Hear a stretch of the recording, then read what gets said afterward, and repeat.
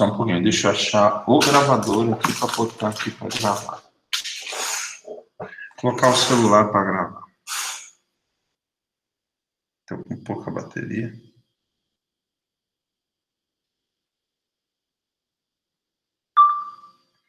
Aula do dia 7 de maio, 9h30 de fitopatologia. Ok? Mais alguma questão? Obrigado, viu, Cláudio? E aí é isso, tá, gente? Então, os dois principais grupos que vocês têm na aula são, os fungos mitospóricos, que seriam as formas anamórficas, eles têm um nome científico do gênero, da espécie, e aí vocês têm uma relação dele com um outro nome que existe taxonomicamente, que seria uma forma sexual, tá? Normalmente se diz evolutivamente de que os ascomicetos e basidiomicetos, eles evoluíram para formar um grupo. E aí a taxonomia é baseada em reprodução sexuada. Por isso que você tem o nome Erysippe diffusa para o oídio da soja, mas você não encontra Erysippe diffusa. Aliás, ele nunca foi descoberto na natureza. Você só encontra a fase anamórfica na planta. Tá bom? Os ascomicetos e basidiomicetos que não fazem reprodução sexuada, eles formaram um grupo que deu origem aos fungos mitospóricos, os antigos deuteromicetos, a divisão deuteromicota no passado. Tá? Hoje ela não é considerada uma divisão válida, tá ok? Então só é considerado aqueles que têm reprodução sexuada. Tanto é que quando você encontra uma ferrugem que nunca foi classificada, para a gente poder identificar, para a gente poder descrever essa ferrugem, eu preciso encontrar a fase sexuada. Ou seja, se eu encontrei no verão, depois a pessoa, o pesquisador tem que ficar vasculhando lavouras ou vasculhando o hospedeiro no período de inverno para encontrar a fase sexuada dessa ferrugem, tá?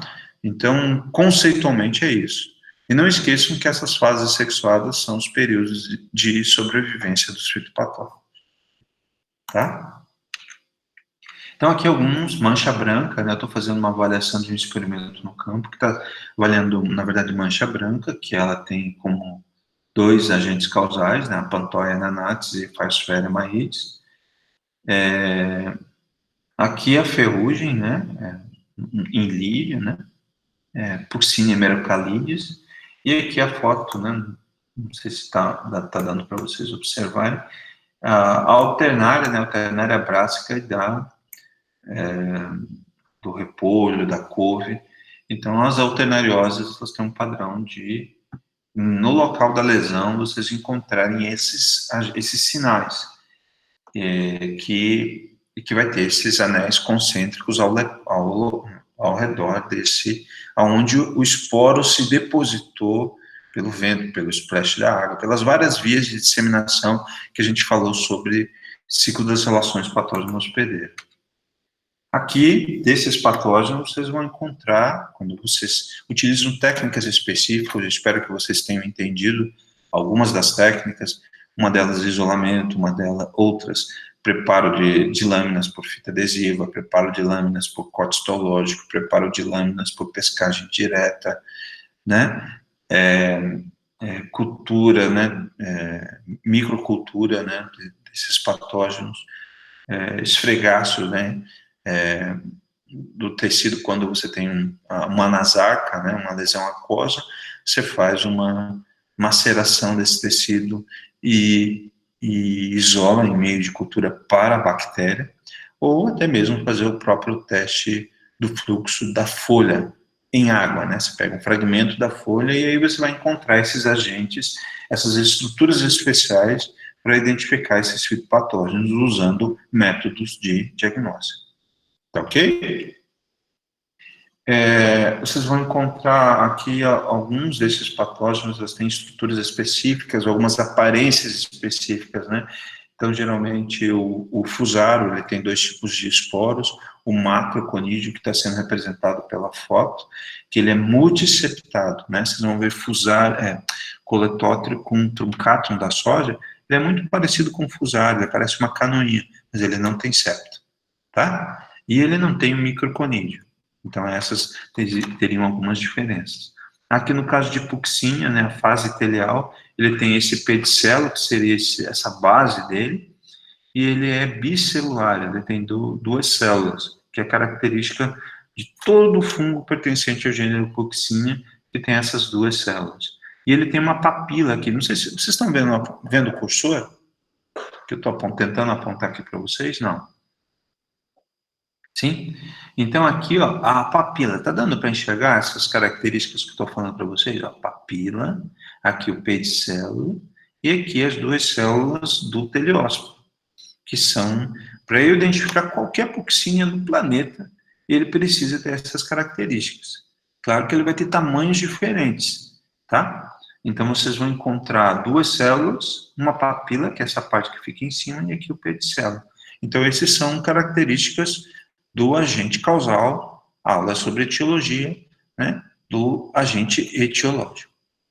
Aqui você tem uma célula, né? Tudo isso aqui está um emaranhado, várias células conidiogênicas agregadas entre si, e aqui os conídeos do coletótrico, né, que causam antracnose. Esses dias eu acho que eu vou mandar para vocês, alguém me mandou umas fotos, um produtor do Mato Grosso, de quê? Qual que era a planta?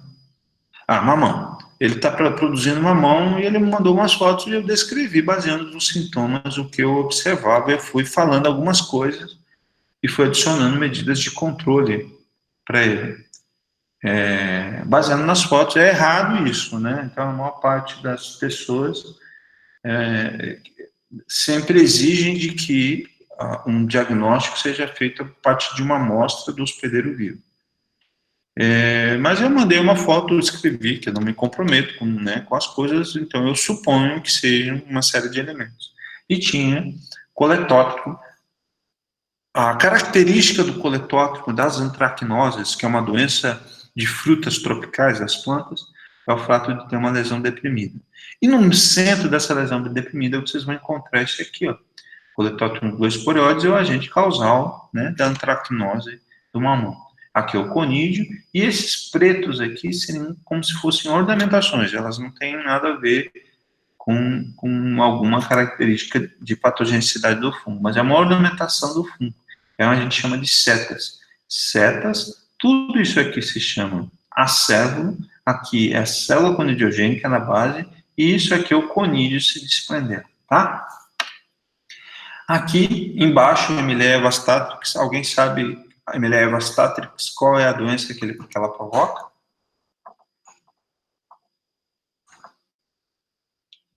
Isso, ferrugem do café. E se vocês repararem, quando vocês pegam esses esporos, a ferrugem do café, os esporos, acho que eu não sei qual a outra planta que tem, eu tenho que pesquisar. Lá no Index Fungora vocês vão encontrar outros, se colocar Emileia, provavelmente vão encontrar outras espécies de Emileia no mundo e aí, consequentemente, outros hospedeiros, já que ele é um fungo fitopatogênico. Então, a Emileia vastatrix, ele tem um lado do urediniósporo, esse aqui é o urediniósporo, pode ver a equinulação, esses pontinhos pretos são as equinulações. Vocês sabem o que é equinulação? O que é equinulação?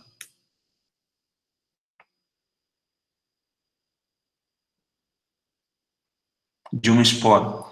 A Puccinia, que se vocês repararem, não tem nada na superfície dele, né? Algo que está relacionado com a superfície.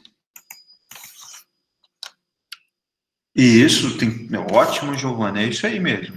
Ele tem uma função igual o carrapicho, né, Giovanni? Se ele tem, mas na verdade essa questão de conceituar, eu vejo sempre vocês, alunos, ser difícil conceitar, mas vamos colocar aqui, uma elevação pontiaguda. Seria uma forma de você conceituar pontiaguda que tem essa função de aumentar a aderência do esporo. Ele vem pelo vento e aí ele fica preso nos tricomas, né? Então, existem elevações que são truncadas, então a ponta ela é cortada, tá? Então, existem várias categorias de ornamentações, então isso é chamado de ornamentação do esporo, tá? Então, um tipo de ornamentação que a gente chama de equinulação, que tem essa função de adesão do esporo. Tá? Então, metade do esporo ele é liso, metade do esporo ele é equinulado. Tá? Os uridiniósporos, em geral, das ferrugens, em geral, Puccinia solo, que causa a ferrugem do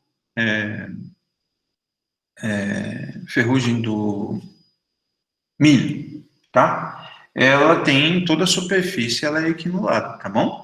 Beleza? E aqui, curvulária braquíspora, alguém chutaria a doença que ela provoca? Então, o que o professor está fazendo aqui? O professor, na verdade, está descrevendo, e isso, Giovanni, é uma mitosporiose. Então, a mitosporiose, eu estou descrevendo características que definem alguns desses agentes. Então, isso não é uma coisa tão simples, né? A maior parte das pessoas, eles não conseguem não conseguem tanto olhar para o hospedeiro e descrever o seu sintoma, como olhar para aquilo, para o objeto do diagnóstico, o objeto microscópico que olha num microscópio. Várias fazendas hoje em dia têm microscópio. E os agrônomos olham para essas imagens, para aquilo que eles observam. Primeiro, que eles não sabem usar o microscópio. Segundo, que eles não sabem conseguir reconhecer o que está ocorrendo, né? Detectar qual é o problema que ele está verificando na lâmina. Então, isso é um ponto extremamente que exige, né, treinamento, etc., mas que a gente precisa, a gente como, não só como agrônomo, né, como profissional, a nossa atividade profissional é como se fosse uma bolsa, né? Nós somos marsupiais, né? Nós ficamos carregando, então, nosso cérebro, falando como uma metáfora, ficamos carregando experiências, e quanto mais experiências nós participarmos, não só de colocar a semente no campo, não só de ficar plantando, ver qual é o fungicida certo, qual é o adubo certo, por exemplo, a questão de análise de solo, né? Então, às vezes, eu tenho uma impressão de que a análise do solo existe um respeito à questão técnica, de você coletar o solo, fazer a análise, aplicar a quantidade, mas distribuir, por exemplo, a agricultura de precisão que veio para resolver problemas em que você distribui, só coloca o adubo na terra a quantidade certa. Mas a gente tem muita coisa em que, tecnicamente, vocês agrônomos, né, nós agrônomos, não estamos implementando a questão técnica no campo. O que eu quero dizer com isso? Reconhecer quais são os problemas verdadeiros e traçar medidas, não receitas de bolo. Se de repente eu precisar fazer, sempre for para uma aplicação, definir, eu encontrei uma mitosporiose na lavoura, ou então não encontrei, eu não fiz nenhum monitoramento na minha lavoura, e eu vou ficar sempre fazendo 2, 3, 4, 5, 8 aplicações na minha lavoura, sem ao menos questionar se existe o agente causal.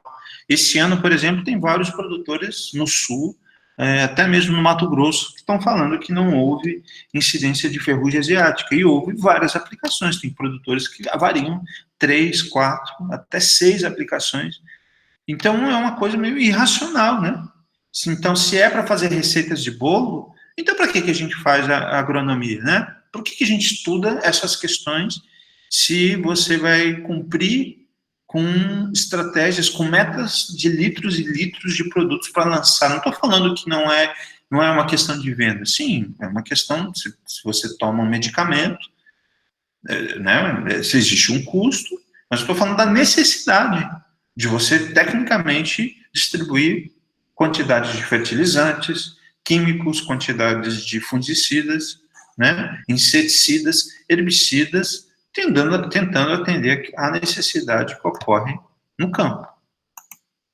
Tá? Não sei se eu me fiz entender né?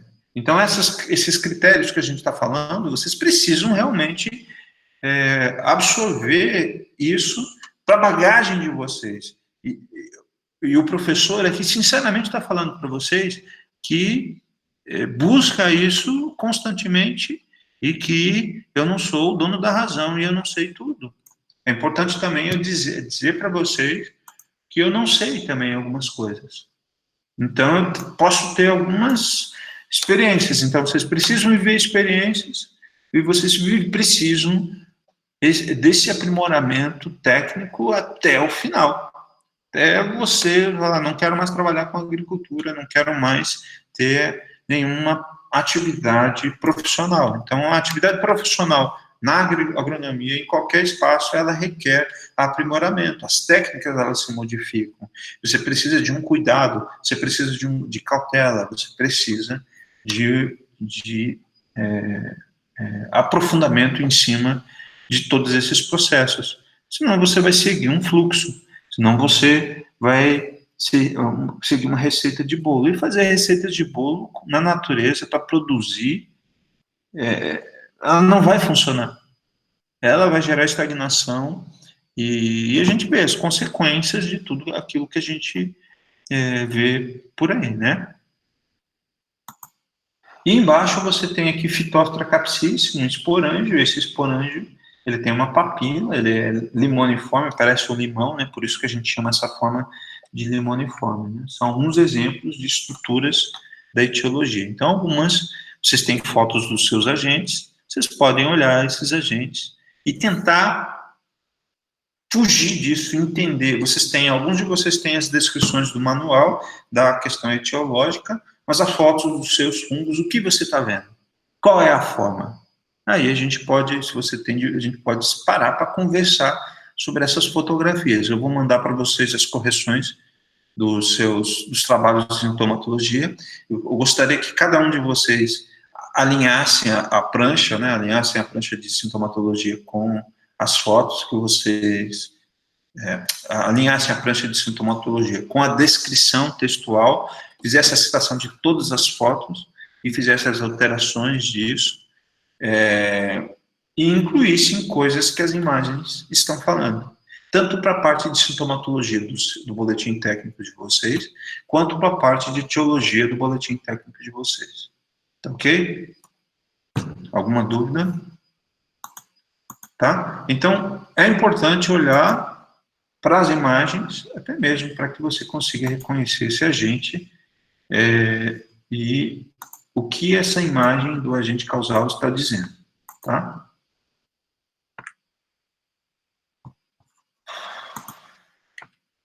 Agora eu vou falar sobre nematóides, né? Então, os nematóides, eles têm também, assim como os fungos, né? É o outro grupo, é o grupo, na verdade, o primeiro grupo de tamanho muito maior, né, do que os fungos. A grande maioria dos fungos são microscópicos. Eles, para você identificar um nematóide, você precisa utilizar critérios morfológicos e morfométricos. E isso envolve o corpo dele. Então, é importante que vocês saibam que cada um desses agentes, qual é o reino. Eu falei do reino dos fungos. Quais são os três reinos que os fungos pertencem? Digitem aí para mim. Reino o quê?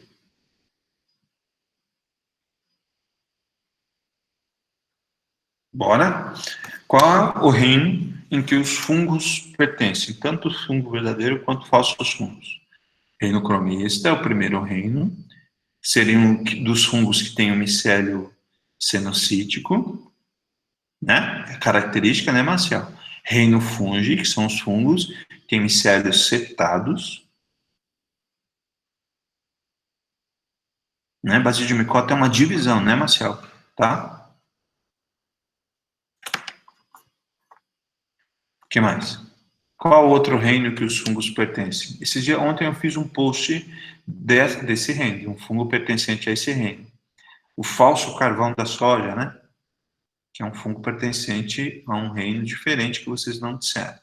Então, são dois reinos. O primeiro reino, fungi, que é o mais numeroso. O segundo reino, fungi, que seriam os fungos verdadeiros. Falsos fungos, reino fungi. E o próximo reino? Reino o quê? Começa com P. Tá? Reino protozoa, é isso aí. Então, reino fungi. Os fungos que têm micélio hifas, né, micélio septado.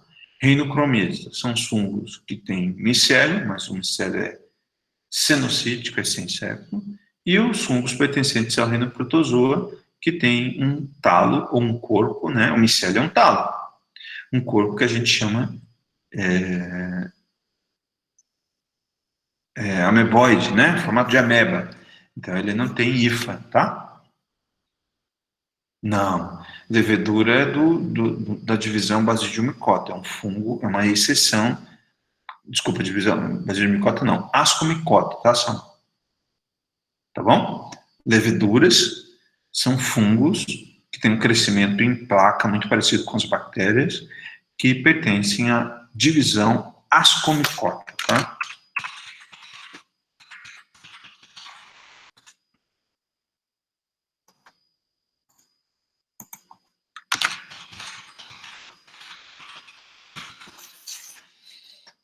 Tá? Então, e agora? Então, agora você sabe mais um. Então, qual é o reino dos nematóides? O reino dos nematóides, ele está dentro do reino Animalia, né? Então, lembra dos 5 reinos lá que vocês viram no passado?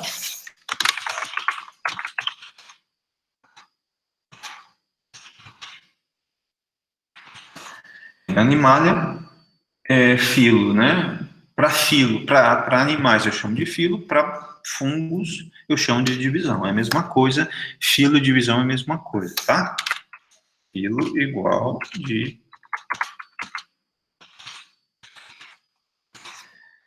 Só que filo se refere a animais e divisão para fungos e plantas. Classe Inglis e Enopleia Inglis, de acordo com Ferraz e Monteiro, 2011. Então, essa variação morfológica para as espécies, que existe uma característica importante, né, dentre alguns gêneros que eu vou falar daqui a pouco, é a questão do dimorfismo sexual. Vocês sabem que para nematóides, as fêmeas é que são responsáveis por causar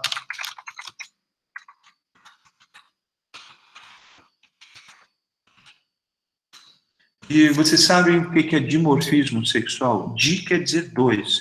Morfologia, duas morfologias.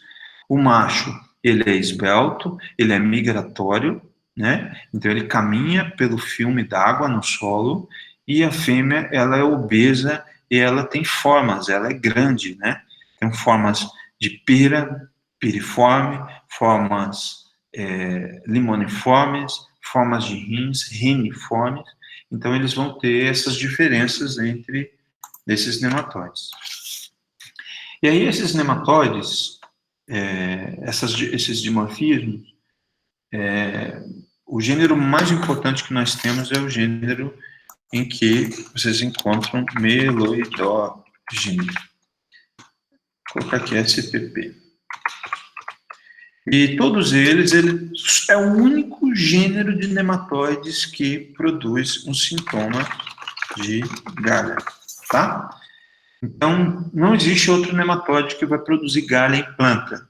Então, existem confusões, por exemplo, uma vez aconteceu isso, eu jurava de pé junto que eu encontrei um pé de couve, e no pé de couve, geralmente dá um fungo chamado, eu falei agora, né, pertencente ao reino protozoa, que causa uma doença chamada hérnia das crucíferas. Esse barulho é chatinho, né?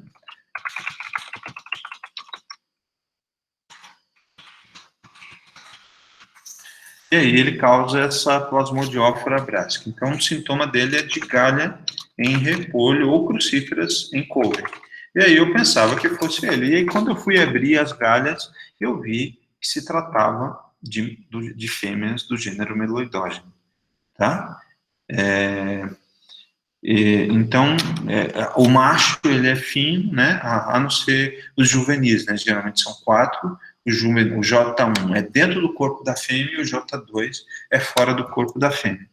E aí, esse J2, 3 e 4 é um estágio que vão desenvolvendo, o macho e a fêmea, e o adulto, a fêmea vai ter essa característica de ter um formato de pera, né? Formato piriforme que a gente vai encontrar. E aí eu vou colocar para vocês, explicar para vocês uma chave de identificação de alguns gêneros de nematóides que causam doenças em plantas. Então, o primeiro critério, agora esse aqui é um pouquinho complicado, eu preciso de um pouco da atenção de vocês. Mas com atenção vocês vão conseguir definir isso com facilidade. Então, você sabe que para ser um nematóide que causa doença em planta, ele precisa, o primeiro pré-requisito é ter um estilete, a gente chama de estilete. Ele faz perfuração mecânica do tecido. Então, ele passa pela região labial do nematóide e ele vai sugar a seiva. Então, o primeiro critério que tem, ó. Então, existe, agora há pouco, o Samuel, né, ele mandou para mim uma análise. Eu vou ver, e na análise, eles fizeram quantificação do número de nematóides do solo. Nematóides que eles chamaram de vida livre, né? Então, nematóides de vida livre, como algas, né? Os que se alimentam de algas, né? Os que se alimentam de outros fungos, existem vários tipos. Na cultura que eu encontro, às vezes, quando eu faço isolamento, nematóides na placa de Petri, olha que interessante, né? E esses nematóides de vida livre, eles normalmente são os nematóides não fitopatogênicos. Então, você chama de não fitopatogênico qual nematóide? Aquele que não tem estilete. Então, aqui, ó, se você tem um estilete, se existe estilete ausente, então a gente não vai estudar em fitopatologia, né?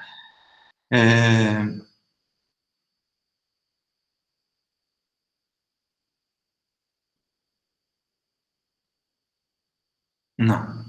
Isso é conceitual, Samuel. Então, tem que ver esse livro, porque eu aprendi isso na disciplina de nematologia, meu professor falou, e o único gênero que causa galha é o meloidógeno, ou você se confundiu, tá? Isso é o que eu aprendi. Só se mudaram a regra. E eu não sei, tá bom? Com relação à forma H. Aí você tem aqui o estilete, né? O estilete... Tá, eu vou olhar lá, vamos ver esses gêneros que você falou, vou buscar. E aí a gente conversa depois para falar a respeito desse sintoma de galha. Mas eu me lembro muito, meu professor sempre me colocava que todo nematóide que causa galha pertence ao gênero meloidógeno, e não a outros gêneros, tá? E aí existem alguns níveis de interação com o hospedeiro maiores ou menores, né? Total, parcial, ou, por exemplo, o heterodera, ele fica a região labial conectada, procurando, né, formando um sincício para se alimentar, mas ele não forma galha, a parte do corpo fica para fora. Quando você arranca uma raiz de soja, você vê as fêmeas, né, desse nematóide heterodera, fixa na raiz, ela fica com o corpo para fora. Lembrar que a galha é uma forma de proteção do tecido da planta recobrindo o agente. Voltando aqui, a chave de classificação desses gêneros. Então, a gente está aqui, ó. Quando ele tem, então a gente sabe. Peguei um nematóide, fiz extração, né? Por solo de raiz, né? Existem várias estratégias que vocês encontram. E aí, quando vocês fazem extração desse nematóide, daí preparam uma lâmina, fazem a pescagem desse nematóide. O segundo critério é com relação ao esôfago, né? O esôfago dos nematóides, os nematóides fitopatogênicos, tem dois principais, né? Tem um esôfago em que, você sabe que o esôfago ele é dividido em três partes. Então, a gente chama de pré-corpo, metacorpo e pós-corpo. Estão acompanhando aqui o cursor?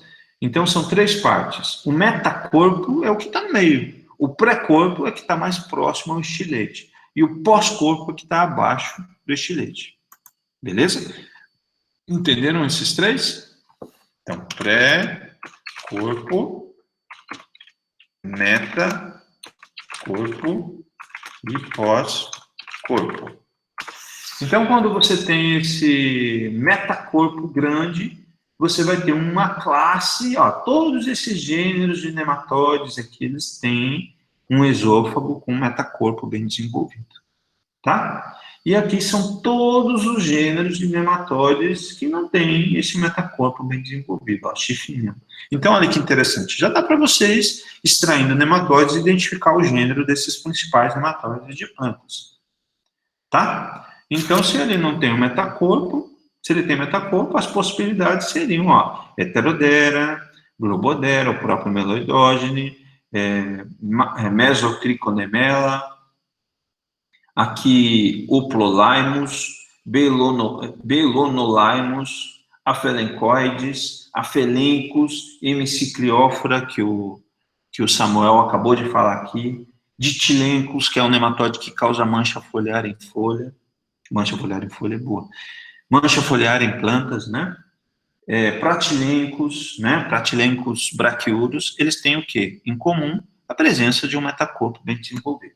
Beleza? Entenderam a diferença de um esôfago com essas três porções, pré-corpo, metacorpo e pós-corpo, e um esôfago que não tem esse bulbo mediano, ou metacorpo, tá bom? Então, metacorpo igual bulbo mediano do esôfago.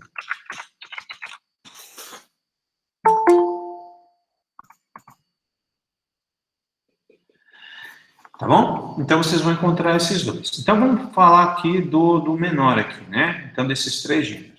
Então, para esses nematóides que não têm um metacorpo bem desenvolvido, vocês vão encontrar o corpo, né, o tamanho do corpo, que seria a característica que vai diferenciar. Então, ele é menor que 1 milímetro e ele tem um estilete curvado. Olha que interessante. Vocês estão vendo aqui? Estão conseguindo ver o estilete curvado? Então, tricodoros vão apresentar um estilete curvado aqui. Deixa eu ver se eu aumento. Tá? Vai aumentar, ó, vai ter o estilete curvado aqui, e aqui, quem não tem esse estilete curvado e quem tem um corpo maior, então nematóides maiores. Então, você tem um esôfago que não tem metacorpo, mas que o nematóide é pequenininho e o estilete é curvado, o gênero seria o Trichodorus. Se ele tem um corpo maior que 1 milímetro, ele tem um estilete reto, né? Tá vendo o estilete reto aqui, ó? Reto, então ele vai para esses dois grupos, ó. Então, Chifrinema e Longidorus. Lembrar que longe vem de longe porque é o maior nematóide que nós temos, o gênero, o maior nematóide fitopatogênico.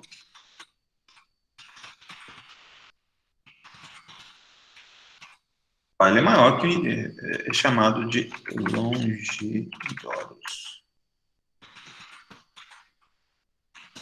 Bom, é o maior nematóide que nós temos na natureza.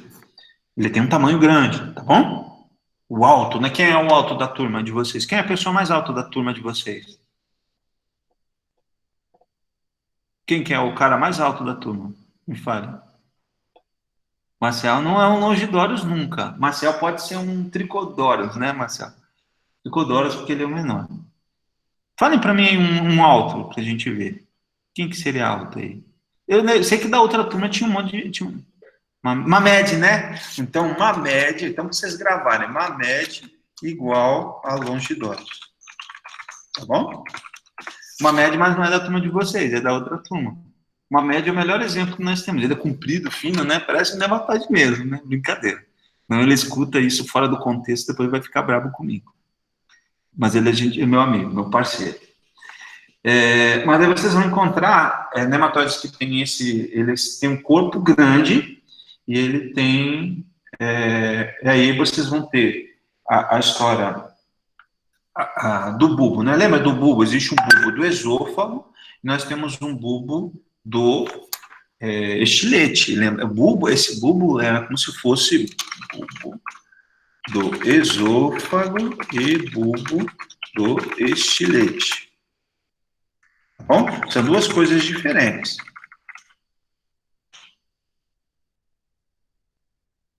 Deixa eu colocar aqui.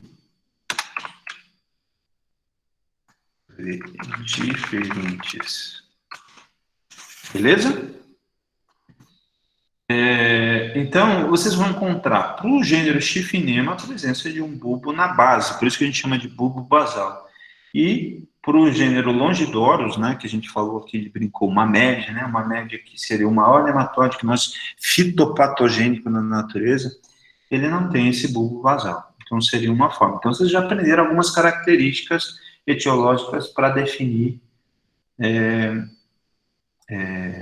o gênero Chiffinema. Chiffinema não tem um bulbo bem desenvolvido, tem um esôfago sem metacorpo, e ele tem um tamanho do corpo maior. O Longidorus também não tem metacorpo, tamanho grande, mas eles não têm bulbo basal, ok?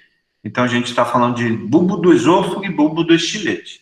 Então não tem bulbo basal do estilete, o gênero Longidorus, e não tem bulbo metacorpo, né, o bulbo do esôfago, bulbo mediano.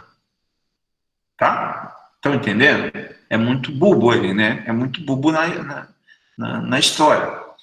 E aqueles que são pequenininhos, que tem uma boquinha torta, né? Um estilete totinho aqui, que ele é curvado, ó, estilete curvado. Ele é chamado de Trichodorus. Ok? Então aí a gente fechou, né, algumas dessas características, tá? Agora vamos falar do maior número, daqueles que têm um esôfago, né, um bulbo do esôfago mediano, redondo, né, bem desenvolvido.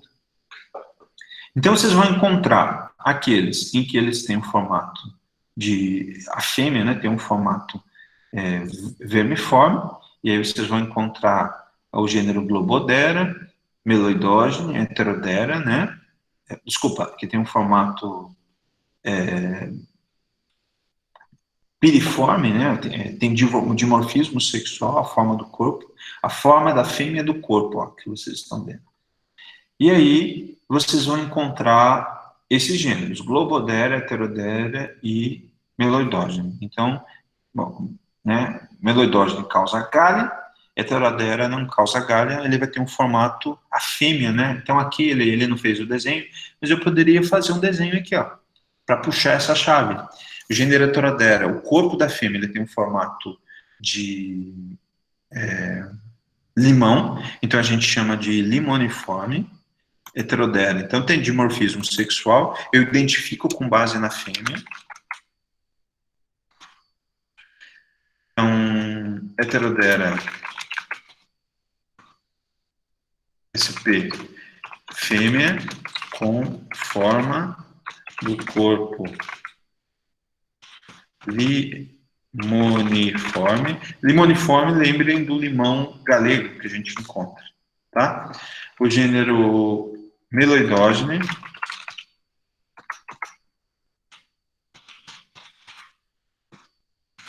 tem o formato fêmea.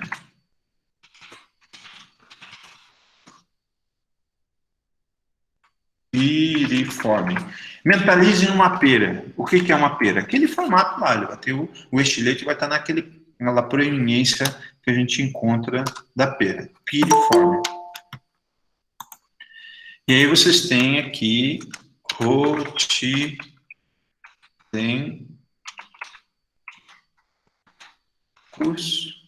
SP e lá no citrus agora, nematóide dos citrus, Tilenchulus SP, ele tem um formato de rim. Todo mundo consegue imaginar o rim? Eles fazem lá a anatomia, sabe mais ou menos como que é o rim. Lembrem de um feijão em formato de rim, tá? Isso é esses dois gêneros, puxando aqui a questão do dimorfismo sexual, identificação, uma das características etiológicas da lâmina para identificar essas fêmeas desses nematóides. E aí, agora vamos olhar os nematóides em que o corpo é vermiforme, ele é alongado, retilíneo, tá? Então, todo mundo sabe o que é anelação? Anelação seriam os anéis que o corpo tem. Essa anelação, ela pode ser bem distinta, pode ser bem segmentada, bem visível essa anelação, tá vendo aqui, ó, essas ondulações, quando você olha no microscópio, o corpo de um nematóide, ele é hialino. Então, você vai ter uma anelação bem distinta, então, mesocriconemela, existe um grupo, uma divisão criconemoidea, que, deixa eu ver se eu acho aqui, criconemoidea,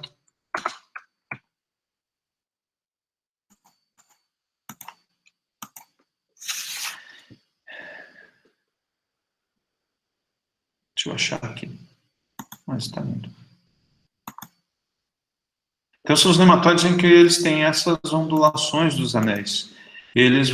Vocês vão encontrar que o mesocriconemela, ele tem essa anelação bem aparente, bem segmentada, bem distinta.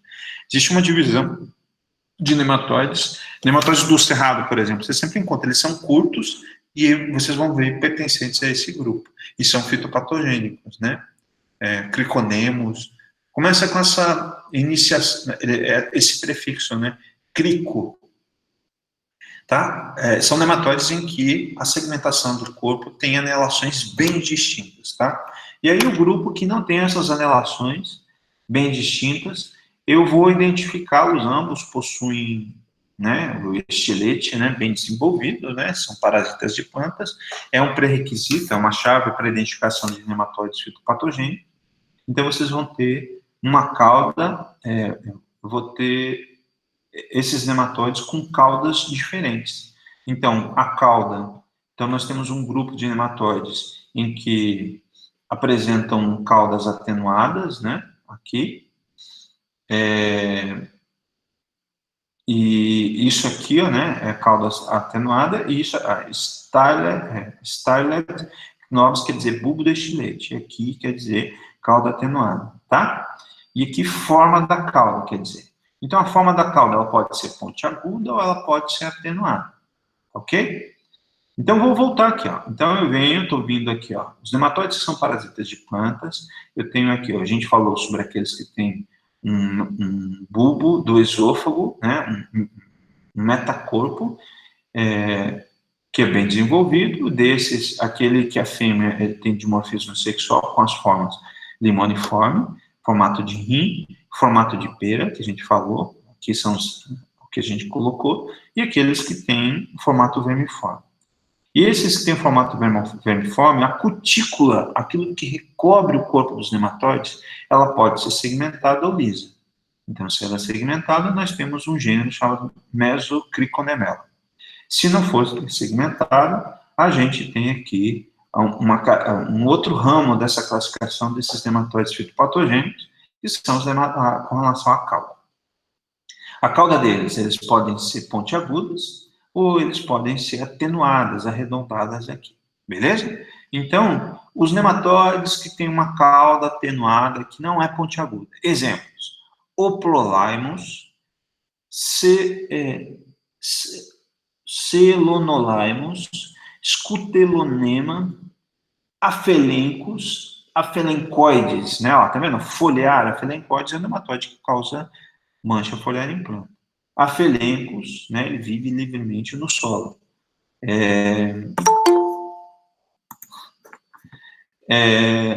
que está acontecendo? Que os mortos estão se ressuscitando da tumba, né? Então, vocês vão encontrar aqui Aphelencoides, Aphelenchus, Oplolaimos, né? Estou sem fazer nada em casa, eu vou assistir uma videoaula ali, né? A vida está tão chata essa quarentena, né? Eu vou assistir uma aula. Então, Aphelenchus, Aphelencoides, Celonolaimos são todos exemplos de nematóides que têm que característica em comum. Depois eu vou fazer um teste, presta atenção aqui. Vou falar do gênero e vocês vão falar para mim qual a característica que define esse gênero. Tá bom? Então, esses são os nematóides que têm a cauda com a cauda atenuada. Agora, desses dois grupos, né, então nós temos aqui de um grupo Oplolaimos e Celonolaimos, e outro grupo Aphelenchus e Aphelencoides. Qual que é a diferença entre um e outro? É facinho, ó. Bulbo do estilete. O Oplolaimos e o Celonolaimos, eles apresentam um bulbo basal, e o Aphelenchus e Aphelencoides não apresentam um bulbo basal. Ok? Aí a gente finaliza esse ramo da classificação desses nematóides. E esses nematóides aqui, o Hemicicliófora, são todos, Hemicicliófora, ditilencos, paratilencos, todos eles, a fêmea não tem dimorfismo sexual, macho e fêmea possuem a mesma forma, pratilencos, rodófilos, né, ditilencos, todos eles têm uma cauda pontiaguda. E a diferença é a questão do tamanho do corpo. Então, eles têm aqui, ó, ditilencos e hemicicliófora, eles são nematóides um pouquinho grandes, eles são maiores que 1 milímetro. E aqui, o pratilencos, paratilencos, ou pratilencos radófilos, né? Radófilos, ele tem eles têm um corpo menor que 1 milímetro. Corpo menor que 1 milímetro são os nematóides das lesões radiculares, ó, pratilencos, né? Radófilos e paratilencos são os nematóides menores que 1 milímetro, que tem cauda. E aqui, que tem cauda, que tem a cauda pontiaguda, que tem um corpo sem anelação e que tem um bulbo do metacorpo, né, proeminente, e que tem um estilete para alimentação. Já o hemicicliófora e o ditilencus, ele tem também um corpo maior que 1 milímetro, cauda pontiaguda, ele tem anelação, né? Não tem anelação, ele tem a cutícula lisa, tem metacorpo, né, do esôfago, e aí ele tem o estilete. Tá ok? Então, digam qual é a característica do gênero Tricodoros. Para ser um Tricodoros, o que ele tem? Está aqui o Tricodoros, estou marcando aqui para vocês. Vamos ver o que vocês entenderam. Estilete o quê, Carol? O professor não traduziu, eu tinha que editar essa imagem. Quem quiser editar essa imagem e colocar no português, tá aí o desafio. Dou umas notinhas extras depois. Não. Isso, Ellen, certíssimo. Qual outra característica que você poderia falar a respeito de Tricodoros também, Ellen? Ellen ou qualquer outra pessoa. Vamos subir aqui, ó. O que Tricodoros tem com relação ao esôfago, Ellen? Não possui o quê? Brunão, você está quietinho, Bruno. O esôfago não tem metacorpo, tá? Beleza? E qual que é a característica do gênero Oplolaimos? Isso aqui acho que não é Celonolaimos, é Belonolaimos, tá? Não existe esse Celonolaimos. É Belonolaimos. Qual que é a característica desse gênero aqui, ó? Oplolaimos e Belonolaimos? Tipo de estilete. Qual é o tipo de estilete? O que o estilete tem? Vocês precisam ser claros. Vocês precisam falar, faz de conta que vocês não estão falando para alguém que conhece, está falando para um produtor, sei lá, alguém que está fazendo um treinamento numa sala sobre nematóides. Estilete que tem um bulbo basal. Suzana, concordo com você. O que mais, Suzana, que você pode dizer? Perfeito, cutícula lisa, concordo. Corpo vermiforme, perfeito. O que vocês podem dizer a respeito da cauda do Oplolaimos? Cauda o quê? Atenuada. Todo mundo sabe, entende o que é atenuada? Ele não é pontiagudo. Ele é arredondado, né? Se você chamar de uma cauda arredondada, seria a cauda desse fungo, desse nematóide. Tá ok? Então, acho que vocês entenderam um pouco o uso dessa chavezinha aqui, né? O ditilencos aqui agora, ó. Ditilencos, o que vocês podem me dizer para a gente terminar a respeito desse nematóide?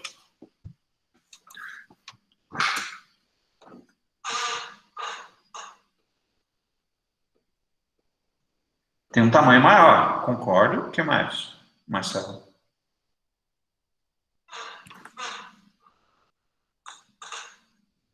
Ele tem um tamanho maior, ele tem bulbo basal, concordo.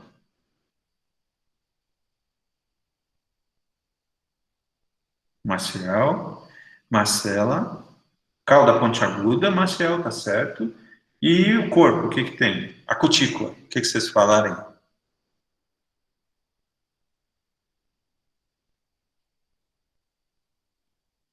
Cauda pontiaguda, Carol, certíssimo. O que mais?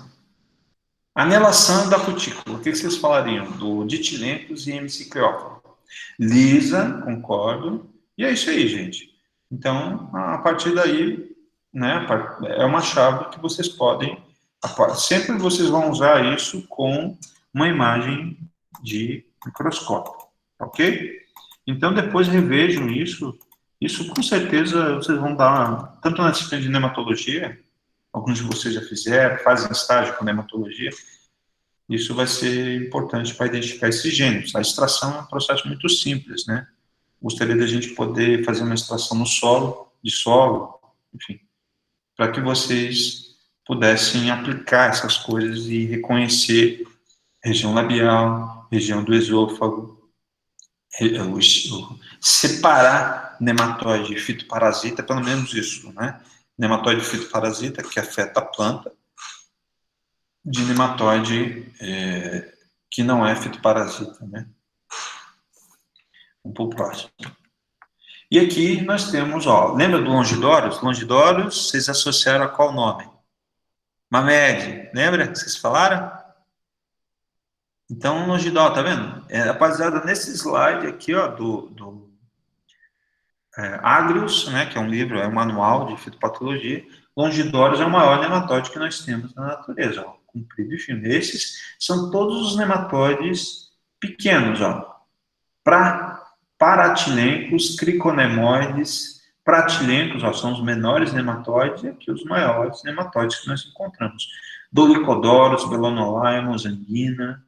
Então, as características que definem cada um dos gêneros, tanto para fungo, para bactéria, para nematóide, ela pode ser utilizada para construir uma escala, como eu mostrei para vocês aqui, a identificação do nematóide, tá? Então, hemicicliófora, todos os nematóides, os 16 gêneros de nematóides, aí existem, né, muitas espécies, todos esses, eles têm por característica o fato de serem vermiformes. Tanto machos quanto fêmeas são vermiformes. Estão acompanhando comigo? Então, se eu falar para vocês, ditilencos, tá aqui, ó, ditilencos é um nematóide com dimorfismo sexual. Verdadeiro ou falso? Falso. Agora, se eu falar para vocês, rotilênculos, é um nematóide que apresenta dimorfismo sexual. Verdadeiro. Né? Então, aqui são todos. O que significa isso? Que no gênero rotilêncos, criconema, tilênculos, meloidógene, heterodera, vou repetir. Repitam comigo na casa de vocês. Rotilênculos, criconema, tilênculos, meloidógene, heterodera, são todos exemplos de nematóides em que a fêmea ela tem uma forma do corpo diferente. E a gente chama de dimorfismo sexual. Lembrando que é dentro do corpo da fêmea que o primeiro estágio, o J1, vai se desenvolver. Tá? J1 é dentro do corpo dessas fêmeas aqui, famosas, em que apresentam dimorfismo sexual. Esses são os gêneros de nematóides que apresentam dimorfismo sexual. Eu marquei aqui helicotilênco, mas eu marquei errado, tá? Eu vou desmarcar aqui, ó. Eu vou colocar aqui, ó, o dimorfismo sexual. O que eu quero ressaltar, né, é o nematóide espiralado, né? É o helicotilencos, em que ele é espiral. Toda vez que você tira, ele se enrola, né? Nematóide espiralado.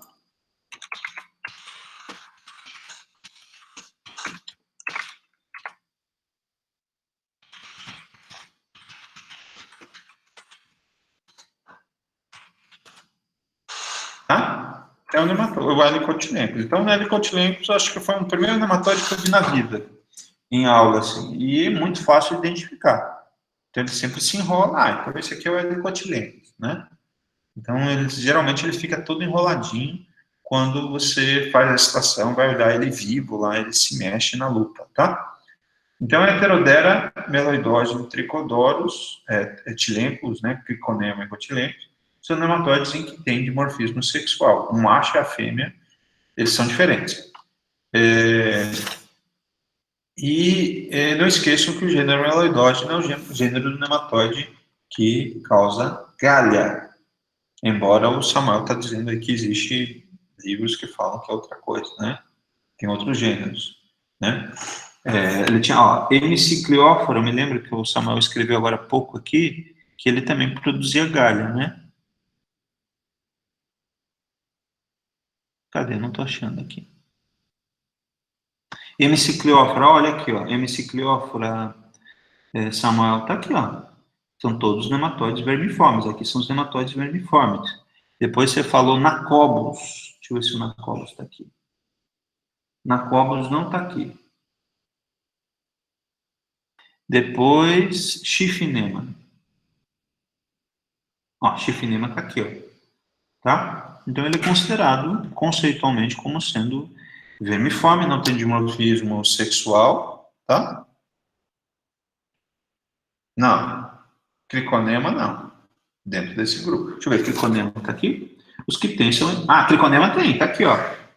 Desculpa, Giovanni. Tá aqui, ó. Criconema tem dimorfismo sexual, sim. Tem esse formato aqui que eu não sei dizer. Né? Uma variação de rim, né? Os reniformes. Quem são os nematóides reniformes? Rotilênculos e tilênculos. Lembra que eu falei para vocês de nematóide dos cítrus aqui? Formato de pera, gênero meloidóide. Formato de limoniforme, de limão, Heterodera. Beleza? Heterodera limoniforme, a fêmea é limoniforme, meloidóide, formato de pera, e formato de rim, tilênculos e rotilênculos. Tá bom? E aqui são todos os exemplos de nematóides que são vermiformes. Tá? Se vocês acharem alguma coisa que seja diferente disso que eu falei para vocês. Então, aqui você tem o gênero meloidógeno, Heterodera, né? Algumas fotos, a foto não ficou muito boa. E tilênculos semipenetrans, né? Os gêneros que a gente falou, são os nematóides que têm dimorfismo sexual, tá vendo? Nematóide formador de galhas, gênero meloidógeno. Falso nematóide. Nacobus, é mesmo, ó. Ah lá, falso nematóide formador de galhas. Esquisito isso. Nematóide dos cistos. Dos citros. Nematóide esteroide. Sphaeronema colemicum. Nematóide reniforme, rotilênculos reniformes. E aqui, ó, nematóide causador de galhas. Agora estou encucado com isso que o... Fêmea, isso. São todas as fêmeas que têm esses dimorfismos. Somente a fêmea que vai apresentar essa forma, cara. Parece uma lombriga, né? Interessante isso. É interessante trabalhar com ecologia, sabe? Vocês querem aprender nematologia, ou aprender diversidade, nematóides e tal, é muito interessante pegar solos de áreas do cerrado que não tem, nunca foram analisados. Vocês vão encontrar muitas espécies diferentes, gêneros diferentes. É um bom desafio fazer extração, preparar essas lâminas e ver as diferenças do corpo, de cutícula, de esôfago, de intestino, vulva, espícula, cauda. Eles são muito interessantes. Se você tem um bom microscópio, vocês vão encontrar... O macho ele serve para colocar na espermoteca, né, da fêmea o óvulo, mas ele pode até causar algum dano, mas ele não fica, ele é migratório. A característica dele, Marcelo, é que o macho ele migra, ele fica caminhando pelo filme d'água. Ele encontra a fêmea, ele cumpre com a sua função biológica, injeta o esperma, e ela abriga esse esperma, né, na espermoteca, e depois ela vai fertilizar e formar o juvenil de primeiro insta dentro do seu corpo, né? A união do espermatozoide com o óvulo ali dentro. E aí ela vai ter vários J1. Isso tanto para nematóide fitoparasita quanto para nematóide de vida livre. Tá? Então aqui as características... Na verdade, esse slide, depois eu vou, na próxima... O ano que vem, vou mudar, eu vou colocar isso no início. Eu vou fazer um zoom aqui para vocês verem. Então, para a gente entender a morfologia de um nematóide, ele tem aqui, um nematóide de plantas, ele tem um estilete, ele tem o bulbo basal, vocês viram que tem alguns gêneros que não tem bulbo basal, ele tem o esôfago, aqui o pré-corpo, o metacorpo, que a gente chama o bulbo mediano do esôfago, né? E aqui o pós-corpo, né? Ou glândula, que ele está chamando de glândula salivar, tá? Ele vai jogar saliva aqui para dentro do corpo, desse aqui é de um nematóide vermiforme, clássico, aqui um corte transversal da visualização da face, né? Região labial, né? Aqui do nematóide, aqui o estilete, aqui a boca, né? E aqui os lábios, né? Região labial. Então, aqui seriam os lábios do nematóide. Aqui, um corte transversal, né? Visto na lateral, você vai encontrar aqui a região labial, aqui a região da boca, onde o estilete ele vai sair por esse ducto aqui para fora. E aqui, por esse ducto, ele vai sugar mecanicamente, né, a cabeça do nematóide. E para que existe o bulbo basal, gente, já que está falando sobre isso, sobre estilete, o bulbo basal do estilete? Vocês podem me dizer?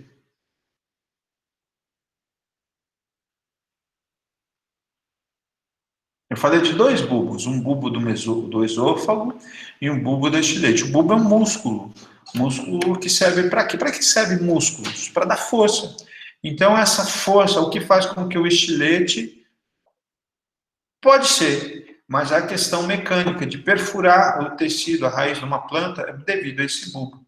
Ele vai jogar isso para dentro da planta e, graças a esse músculo vai fazer com que esse bulbo saia para fora da região labial, saia para fora da boca e perfure a raiz dessa planta e sugue. Não é um processo enzimático como ocorre para fungos. Então, eu colocaria, Carol, como sucção e perfuração mecânica, né? Então, ele vai avançando com o corpo, né, de uma forma serpentiforme, e ele vai tentar buscar a seiva da planta.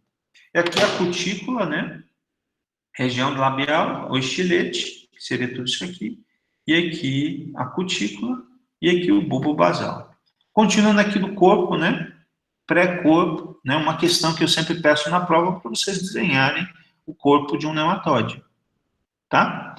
E aí vocês têm aqui o intestino, olha, a maior parte do nematóide é intestino, ó, tudo isso aqui é intestino, ó. Essa parte aqui, dessa cor aqui. Aqui é a região do ovário, ou os ovos, ó, que vão ser fertilizados, a espermoteca, que vai receber quando o macho vem na vulva, injeta através da espícula, né? Aqui a figura de um macho, né? Ele tem a espícula, ele tem uma bolsa para se adequar, ele vai colocar a espícula aqui na vulva, injetar os espermatozoides, né? E eles vão ficar guardados aqui na espermoteca, tá? Então, ele vai entrar aqui, vai passar pelo útero, vai ficar guardado na espermateca, e da espermateca ele vai fertilizar cada um desses ovos que estão aqui, ó. Aqui seriam os ovos imaturos, e aqui os ovos maturos. Estão conseguindo enxergar, gente? Isso que eu estou falando para vocês? Tem a ver com a reprodução, tá? Então, eu vou repetir aqui. Então, aqui essa foto, a esquerda é o macho, tudo igual. Quando chega embaixo, e aqui a fêmea, na parte à direita. A fêmea ela vai ter a vulva. O que vai fazer com que, no ato de reprodução sexual que ocorre entre eles, o macho vai injetar a espícula nessa região da vulva, vai injetar o espermatozoide, vai passar por os espermatozoides vão caminhar, né, se movem, vão correr, passar pelo útero e ficar guardados aqui na espermateca. E a partir daqui ela vai fertilizar à medida que vai passando o tempo, quando os óvulos estiverem maduros. Ela fica guardada nessa espermateca. E lembrar que essa espícula, né, ela tem uma bolsa, que é como se fosse uma membrana, que ajuda a ter essa adesão, essa conexão com a fêmea, para poder se ligar. Tá? Então, normalmente, alguns machos, você vê algo, vocês viram, lembra um estilete curvado. A espícula é muito parecida com o estilete curvado que vocês viram. Então, vocês vão encontrar isso. O ânus aqui na região, né? Lembrem que nematóides que têm dimorfismo sexual, eles têm o ânus, o poro excretor e a vulva todos no mesmo local, que a gente chama de cloaca, tá? O corpo de uma fêmea. Acho que é o próximo slide que eu vou mostrar para vocês. Mas essas seriam as características morfológicas, né, dos nematóides eu vou voltar aqui para vocês, desse grupo de nematóides aqui, da morfologia desse grupo que é vermiforme, tá? Então, apresentam essas características morfológicas. Então, desenhar um nematóide implica explicar a importância dessas características morfológicas, elas vão ser úteis para identificar esse agente etiológico. De novo, a mesma coisa, o estilete, o bulbo mediano, o anel nervoso, né, que vai fazer esse controle. É igual uma torneira, né? Por que a água não fica sempre saindo intermitentemente água? É porque a gente tem um regulador. Então, o que regula a entrada, a passagem de alimento, ele se alimentou, pegou a seiva, passou pelo bulbo, ele está degradando. Para que serve o esôfago? É um canal, né? Que vai iniciar o processo de degradação. E essa entrada, a regulação da entrada e a saída desse alimento é através do anel nervoso. Chegou aqui nas glândulas do bulbo, depois ela vai passar para o intestino e vai utilizar isso para suas funções metabólicas, a reprodução, o seu crescimento, né, a troca de cutícula, né, desculpa, troca de cutícula não, o crescimento do nematóide, né, o desenvolvimento celular dele, né, a mudança dos estádios, né, J1 para J2, para J3 e assim por diante, tá? Aqui a foto da espícula e a pus, e aqui a foto da cauda e do ânus desse nematóide. A maior parte do nematóide, se parar para pensar, ele é composto de intestino, né? O nematóide é quase tudo intestino. E o que recobre o nematóide é chamado de cutícula. E essa cutícula anelada ou não, isso é importante para a taxonomia, tá? Então, para a gente poder identificar nematóide, quais são os critérios morfológicos importantes? Da morfologia dele que é importante. Falem para mim. Digitem.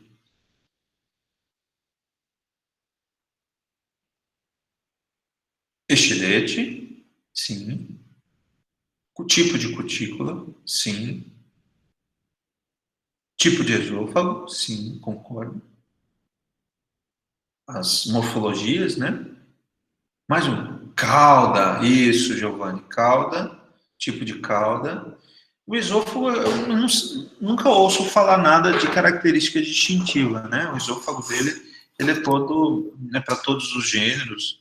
Nunca vejo diferença entre gêneros de esôfago. Na verdade, entre machos e fêmeas, né? Eu não vejo muita diferença. Na verdade, existem diferenças com relação às estruturas sexuais de macho e fêmea e com relação à forma do corpo de macho e fêmea, que vai ser importante, né? Você nunca vai chamar, né, o grupo dos nematóides que são vermiformes para o grupo dos nematóides que tem dimorfismo sexual. A fêmea, ela tem uma morfologia um pouquinho diferente, né? São visíveis, sim, Marcelo. E são fáceis de ver. Eu considero, e são maiores até, maior que até o estilete. A espícula é muito maior que o estilete. Tá? A questão é você ter um bom microscópio, o nematóide tem muito essa história. Lembra da técnica que vocês usam solução de sacarose? O açúcar, ele entra para dentro do corpo, e se você não passar na solução de 100 Roche, que é, vocês sabem, né? O 100, vou colocar aqui, 100 Roche.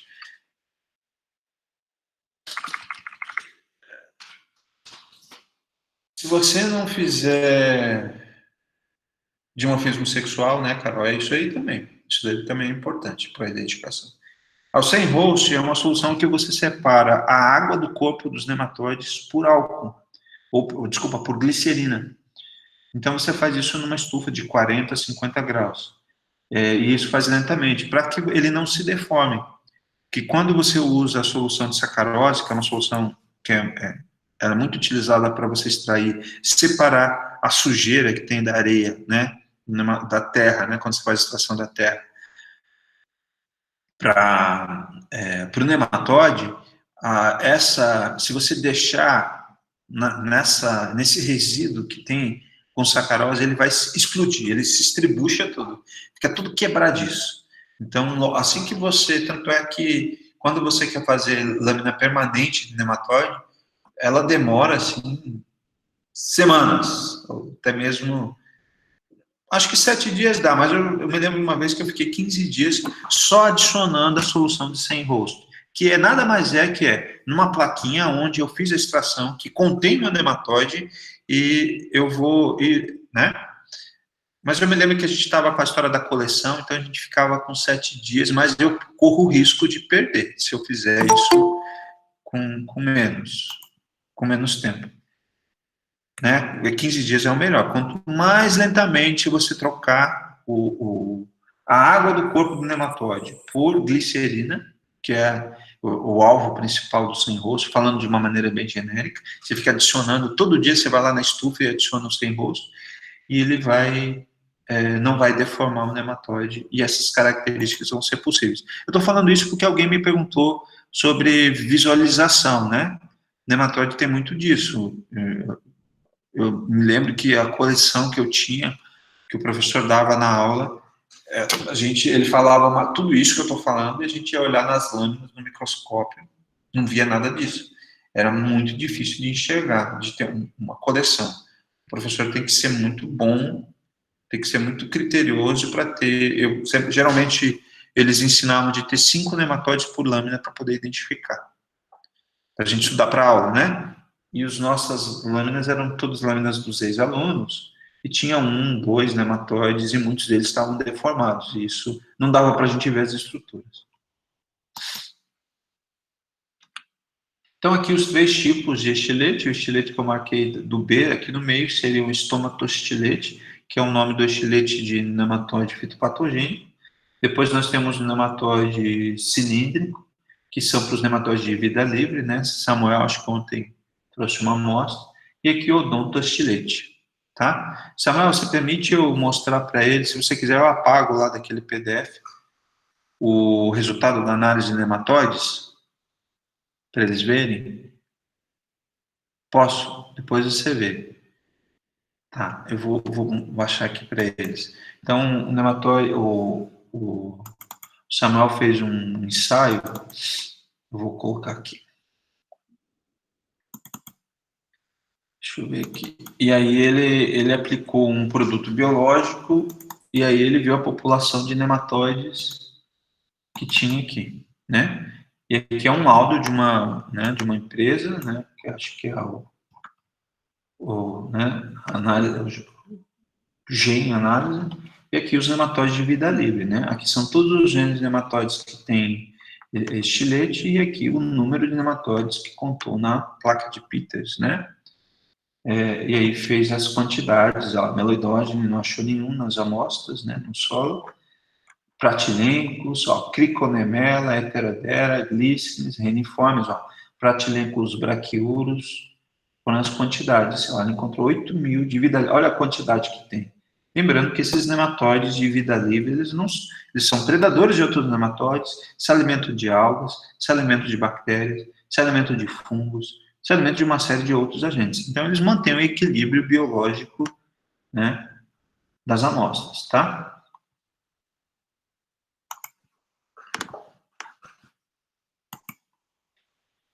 Vamos lá. Aqui, uma outra foto, né, o onquioestilete, né, aquele um estilete um pouquinho mais curvado, aqui o odontoestilete, e as partes, as flanges, né, não tem bulbo, e aqui o estomatostilete, que a característica dele é o fato dele ter esses nódulos bem desenvolvidos, aqui o anel nervoso que faz esse controle de entrada e saída, lembrar que ele vai succionar, vai passar pelo centro do estilete para chegar para o esôfago, e aqui ele vai fazer a força para colocar essa região, vai passar pela região do lábio e vai jogar para fora o estilete, tá?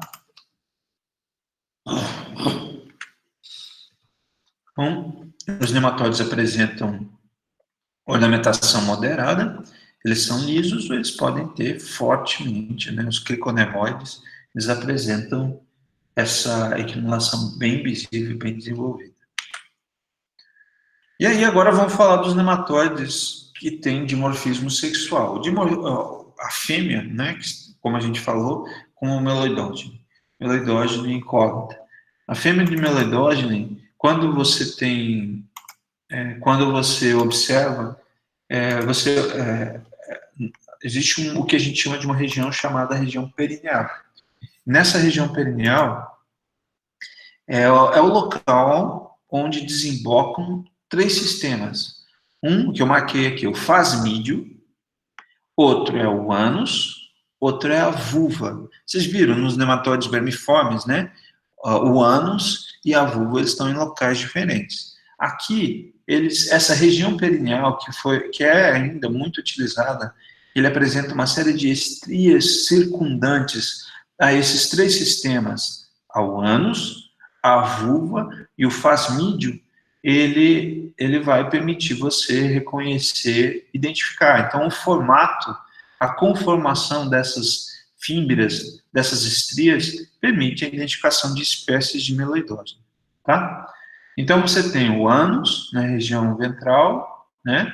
Ânus e vulva, e na região dorsal, você tem o fasmídio. Então, são 3 sistemas que desembocam, circundando o ânus, a vulva e o fasmídio, você tem essas estrias. E o que é essa região perineal? É uma região que apresenta essas estrias e cada espécie ela tem uma conformação. Então, por isso que existe um outro procedimento de diagnóstico de nematóide. Algumas pessoas não, né, é muito questionável, né, em que eles cortam o corpo da fêmea do nematóide, né, a parte distal, né, a parte traseira do nematóide, e ele vai ter essas três estruturas. E aí ele vai ter essa região perineal, tá? Então, ânus, vulva e fasmídio, tá? Então, isso é o que a gente chama de corte perineal do nematóide, tá? E essa região perineal, a conformação dessas fímbrias é um critério para a identificação de espécies de meloidógene. Só para meloidógene a região perineal é aplicada, tá? Para distinção de espécies no microscópio.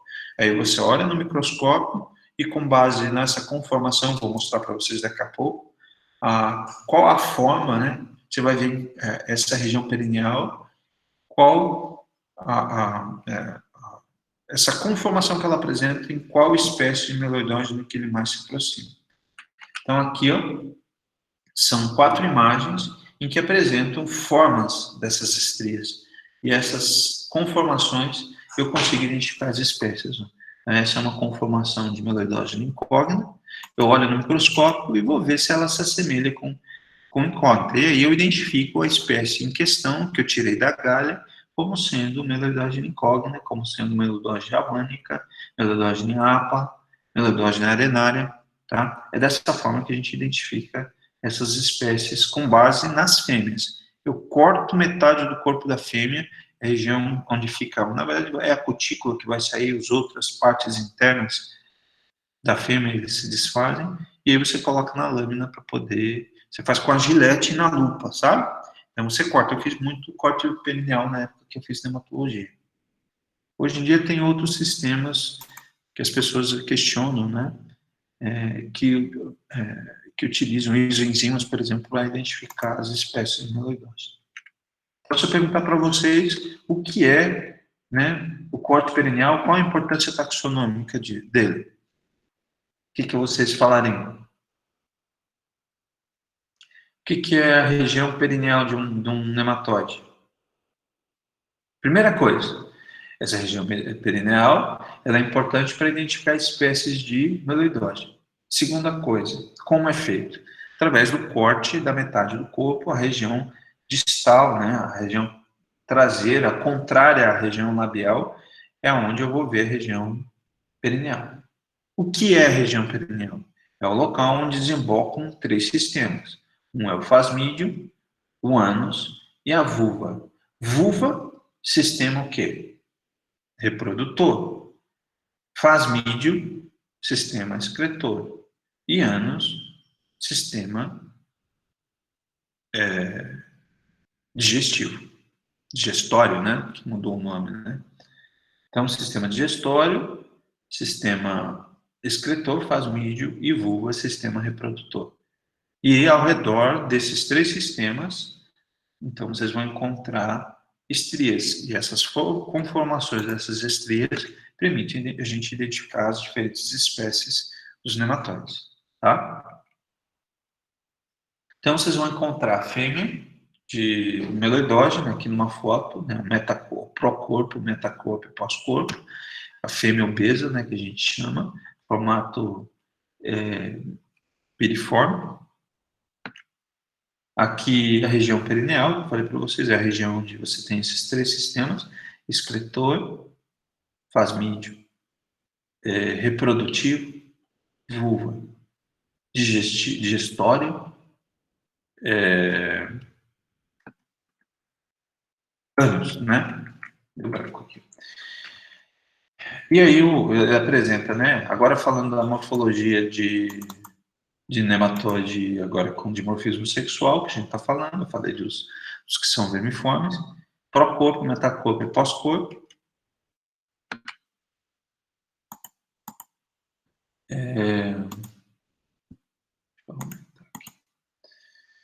O esôfago também, igualzinho, região perineal. E esses nematóides, eles têm uma característica de possuírem, para eles não terem que ficar migrando por dentro do tecido, eles têm o que a gente chama de célula gigante. Ó. Então, reparem, isso aqui é a boca do nematóide, aqui é a fêmea, né? O nematóide, o N, e aqui seriam as células gigantes. Então, ela forma um sítio de drenagem, onde ela faz com que a planta envie uma série de fotoassimilados, alimentos, para a sua nutrição. Então, essa célula gigante, ela faz com que ela não precise ficar caminhando por dentro do tecido. E ela induz a planta a hipertrofia e hiperplasia, aumento do número e aumento do volume dessas células. Por isso que o nematóide das galhas, isso vai ocorrer. E aí ele vai proteger todo o corpo do nematóide. Ó. Isso aqui é tudo tecido do hospedeiro que fica recobrindo a fêmea. E aí a célula gigante nada mais é como um dreno de parasitismo do nematóide. E aí ele vai ficar sugando esses fotoassimilados para a sua nutrição, para o seu desenvolvimento.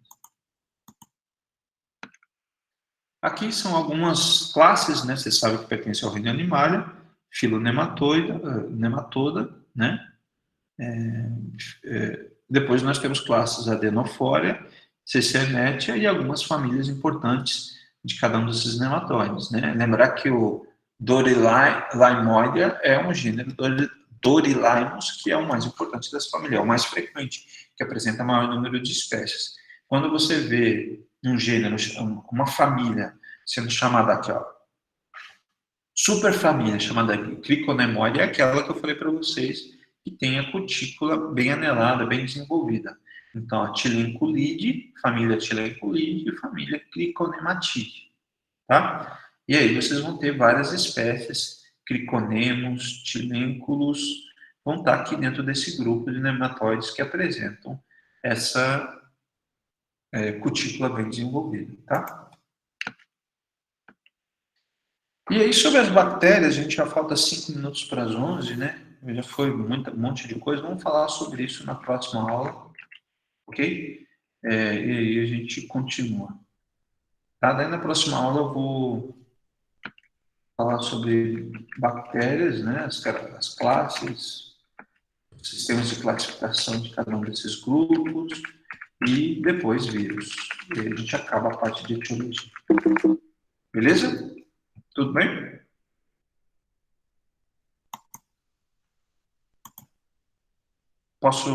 Alguém quer falar alguma coisa?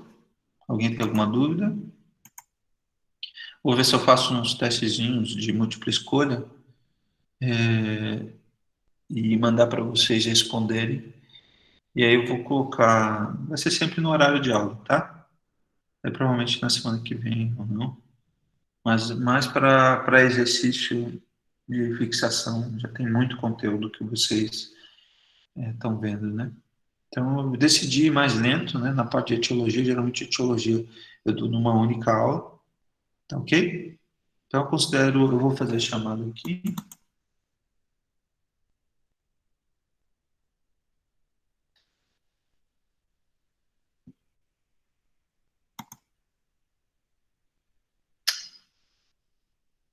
Feito.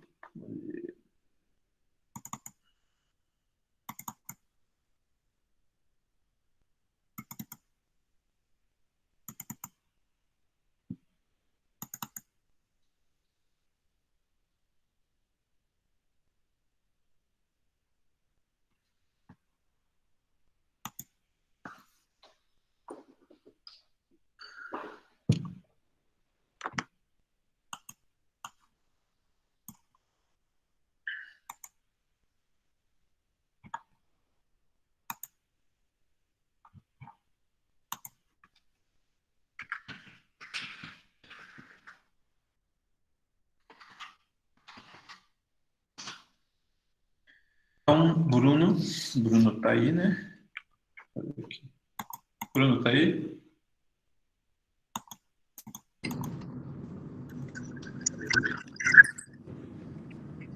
Ó, Carlos, tá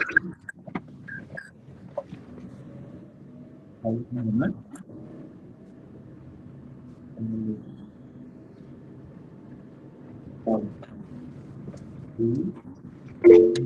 Tá aí.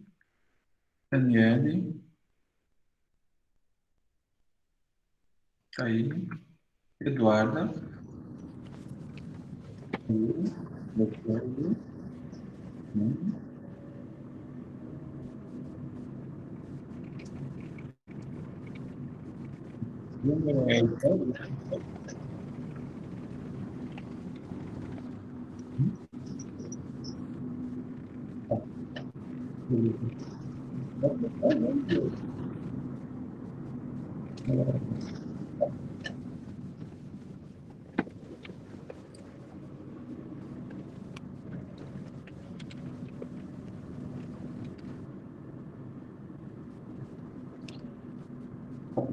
Gabriel presente. Gabriel, eu vi, Gabriel, você tá aí, tá? Giovanni tá aí, Ellen, tá aí, o Iago. E aí, Iago? Iago tá aí? Né? José Elias. Elias eu vi ele entrar, depois ele saiu, acho que caiu a internet, né? Tá aí, Zé? Massa. Vocês estão bem, meninos? Como é que tá a quarentena?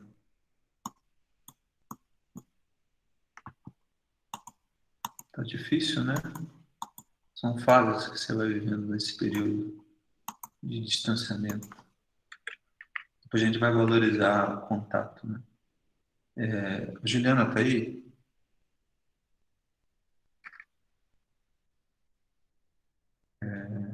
Carolina tava aí. Larissa tava aí, Larissa? Larissa quietinha, Larissa. Esses dias eu fui no correio, tua mãe falou de você, Larissa. Você estava bem feliz fazendo vídeo, tava muito serelepe em casa. Sério? Ela falou assim, nossa, minha filha, nunca vi minha filha tão feliz assim para fazer. Que esse professor vem me encher o saco, né? Leila tá aí, Leila? Tá aí, Marcelo tá aí, Marcelo tá aí. Marcos Dutra tá aí? Tá aí, né? Mariana veio? Mariana não consegue vir, né? Matheus Dutra. Eu confundo Marcos Dutra com Matheus Dutra, porque o sobrenome é Presente. Estou presente. beleza. O Tacílio tá aí? Tá fazendo estágio? Eu volto a dizer para vocês essa história, né? Vocês têm essa é uma forma de adiantar essas questões, né? E aí quem perdeu, estou fazendo essa mais para regular, né? Então quem está vindo, quem não está vindo e, e depois vai ter direito a refazer as coisas que não fizeram, né? Os trabalhos que não foram feitos, quem não fez, tá? Paulo veio hoje? Paulo faltou hoje, né?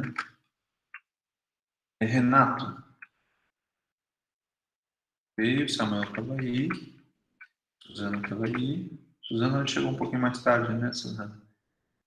Esses dias, Suzana, eu tava fizeram uma reunião, eu estava deitado na cama, eu desabilitei a imagem, deixei todo mundo falando ali, fiquei ali só no sapatinho ali, só ouvindo todo mundo falar. A Thalita tá aí. Vocês podem colocar dentro do celular, cara. Foi aí que eu descobri isso, Suzana. Coloquei no celular esse aplicativo aí, o Hangout.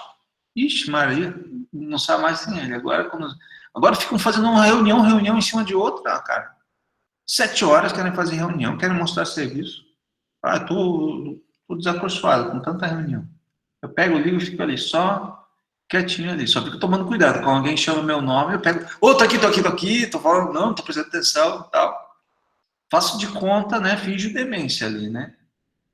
E eu aposto que um de vocês aí estão aí, com a cabeça, né? Com o cobertor, tá friozinho, né? Né? Embaixo do cobertor. Falei que eu vou prestar atenção na hora, eu ia dormir aqui, isso assim.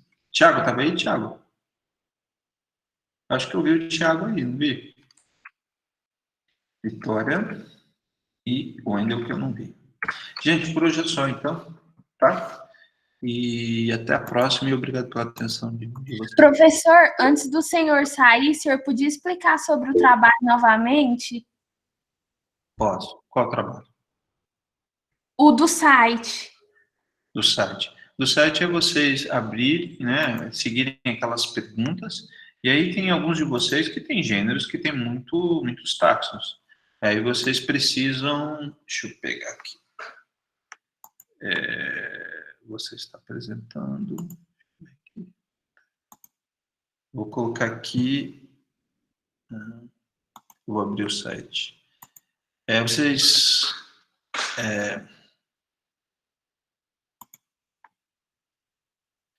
vão colocar o gênero do fungo de vocês, do fitopatógeno de vocês.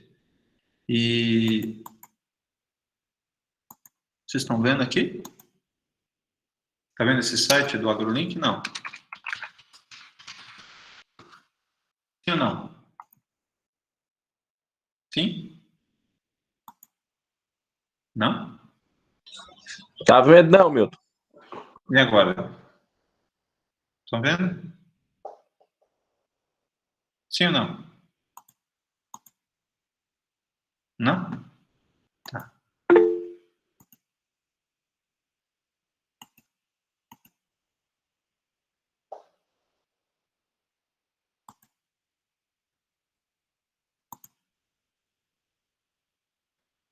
Tá vendo alguma coisa? Não, né? Ai, caramba, como é que faz isso? Deixa eu ver aqui.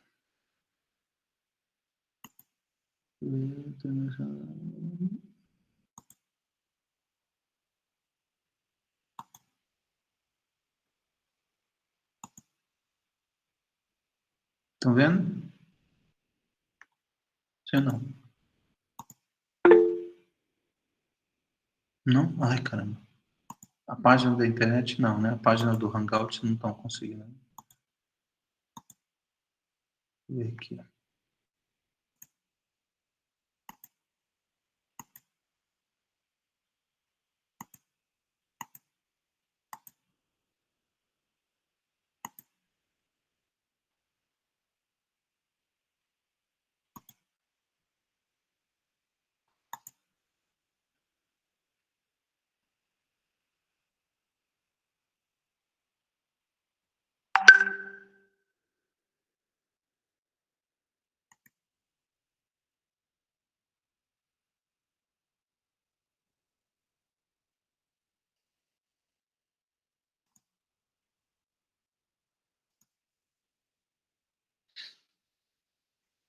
Não estou conseguindo apresentar agora, apresentar a tela.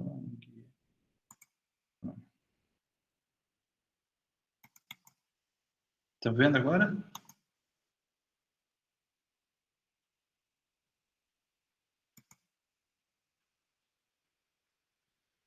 Sim, né? Então, o que vocês vão fazer? Vão entrar dentro do site do Index agora, né? É para semana que vem, tá? Vamos colocar aqui o caso de cercóspora, aqui, acho que foi o que me perguntaram. Vamos colocar o gênero do teu fungo aqui. Aqui, ó, tá vendo? Ele tem um carrilhão, tem 3.169. Vai ter que vir em cada um disso. O que eu recomendo? Vem aqui, ó, copia tudo isso aqui e coloca lá no Word para vocês. Vocês não precisam contar à mão, né? Copia isso aqui, vem no Word. Aqui, ó. Estão vendo o Word? Deixa eu abrir aqui o Word. Aqui o novo Word. Deixa eu fechar isso aqui. Editar, colar especial, texto não formatado, está aqui, todas as cercósporas. Todo mundo está acompanhando aqui? Podem falar se quiser. Word não? Tá.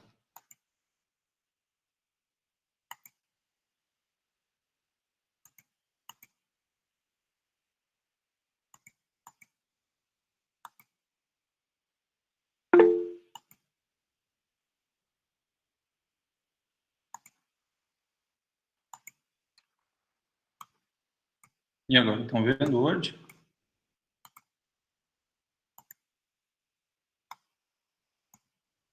Não? Jesus do céu, como que faz isso? Sumiu tudo? Tá. Jesus, vai me ajudar. Apresentar agora.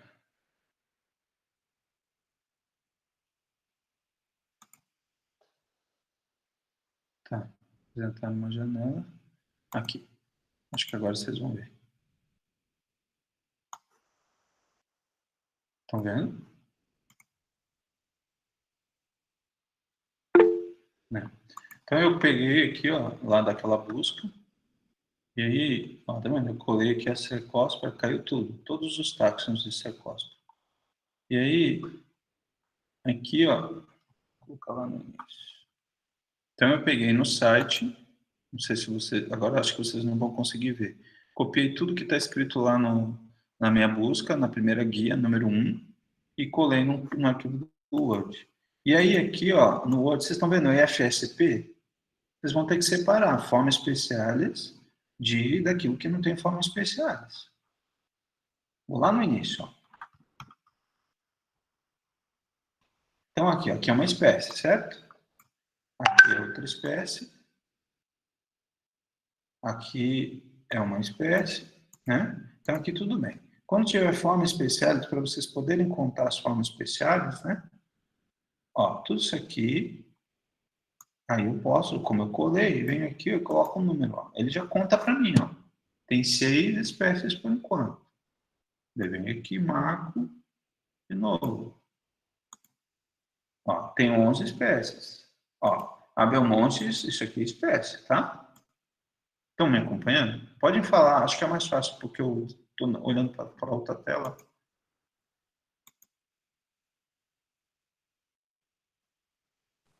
Professor, pode-se dizer que a quantidade de táxons é a mesma de espécies? A taxa é aquela que aparece lá, 3.169. Taxons incluem espécie, formas especiais e variedade. É tudo. Beleza? Quantidade de espécies, aí é diferente. Aí eu preciso checar um para um. Então, vou olhando cada um. Aqui eu tenho uma espécie. Ó. Vamos achar uma forma especiais aqui. Ó, vamos pegar esse aqui. Ó. Esse aqui eu tenho que separar desse grupo, que eu tenho que tirar fora dessa contagem. Então, vou colocar aqui, ó, variedade. Então, o teu gênero, ele tem quantas variedades? Tem uma aqui que eu já encontrei. Aí, esse outro aqui eu vou ter que colocar lá para cima, ou deixar por último, né? Ou, quando tem, às vezes dá para fazer contar a mão, ó. Então, todos esses aqui são espécies. Então, olha nesses primeiros nomes. Se aqui aparecer a palavrinha var, tá? Vou escrever em negrito, em vermelho aqui. Se aparecer a palavrinha depois f.sp. Aí você vai separar do grupo. E aí você vai contar. É só contar. Entendeu? Como não é, eu boto junto, boto tudo, separo e depois falo, o computador conta para mim. Né? Ó, quando tem esse traço aqui, não, isso aqui é espécie também. Entendeu? Mais alguma dúvida? Ó, Não, só isso mesmo. Obrigada. tá bom? E aí, se você separar, ó, aqui, ó, variedade, é só um trabalho braçal. Ó, variedade. Então, são taxos diferentes. Tem que entender o que é variedade. É uma especialização da espécie. É como se fosse, não tem? Família, reino, classe, ordem. Então, espécie, variedade. É um sub-ramo, uma ramificação do grupo de espécie. Tanto variedade quanto formas especiais. Acho que foi perfeito? E aí vocês podem contar no Word aqui, marcando aqui. Ok? Vamos encerrar? E aí tentar responder as perguntinhas lá. Se vocês tiverem, vocês podem mandar e eu vou tentar responder para vocês. Tá? Então, até mais. Muito obrigado. Vou encaminhar para vocês o áudio da aula de hoje.